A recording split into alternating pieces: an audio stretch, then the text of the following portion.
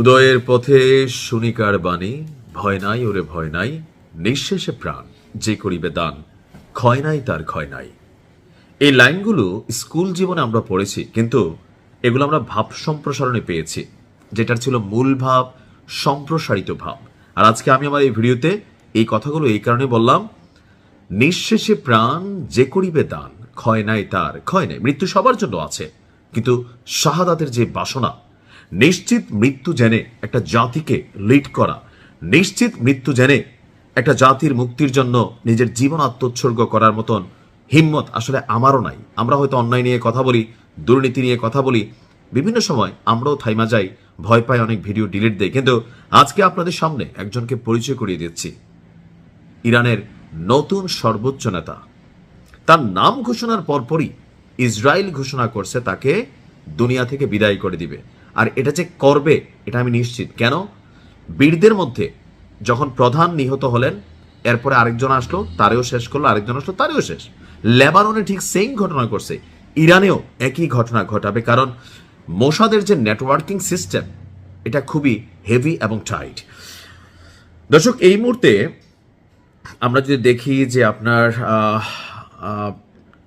ইরানের assembly of experts, আমাদের যিনি সর্বোচ্চ নেতা ছিলেন, তার ছেলে মুজতবা, নামটা কি?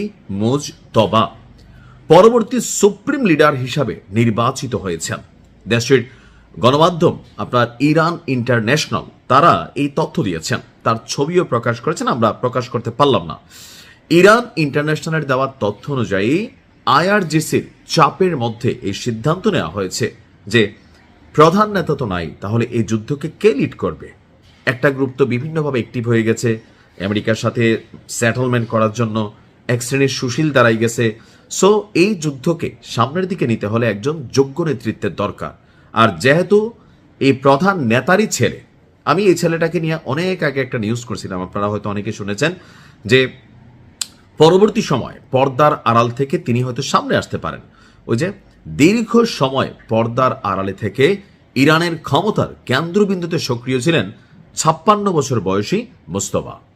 বাবার মৃত্যুর পর দেশটির সর্বোচ্চ রাষ্ট্রীয় এবং ধর্মীয় প্রধান ব্যক্তিত্ব হিসাবে তিনি এখন আসীন হয়েছেন। 1969 সালের 8ই ডিসেম্বর ইরানের মাশহাদ শহরে জন্ম নিয়েছিলেন মুজতবা। 1987 সালে মাধ্যমিক শিক্ষা শেষ করার পরপরই তিনি আইআরজিসিতে যোগ দেন। এরপর ইরান এবং ইরাক যুদ্ধে শেষ পর্যায়ে অংশগ্রহণ করেন। মূল ক্ষমতা থেকে অনেকটা পেছনে থাকলেও পর্দার পেছন থেকেই তিনি রাষ্ট্র পরিচালনা করতে দেখেছেন বাবার অটল কঠোর সিদ্ধান্ত, কিভাবে পশ্চিমা পরাশক্তির সামনে নিজের শিরদাঁড়াকে শক্ত করে ধরে রাখতে হয়, কিভাবে ডিসিশন নিতে হয়, কিভাবে বীর হইতে হয়। কথা আছে যে একজন লিডার একটা রাষ্ট্রকে ধ্বংসও করতে পারে, আবার উঠাইতেও পারে। সাহসী নেতৃত্বের দরকার। যেহেতু সর্বোচ্চ নেতারই রক্ত, সো রক্ত কথা বলে। এই ব্যক্তি সম্পর্কে আমি এর আগে যে নিউজটা দিয়েছিলাম, সামরিক দিকে, প্রযুক্তির দিকে যথেষ্ট জ্ঞান তিনি রাখেন। এমনকি এই যে লম্বা সময় আইআরজিসির জন্য তিনি অনেক কাজ করেছেন, এমনকি টিমের অনেক সিদ্ধান্ত, নির্বাচন করা, সবকিছু মিলিয়ে যথেষ্ট চৌকস এবং পরিপক্ক একজন ক্যারেক্টার।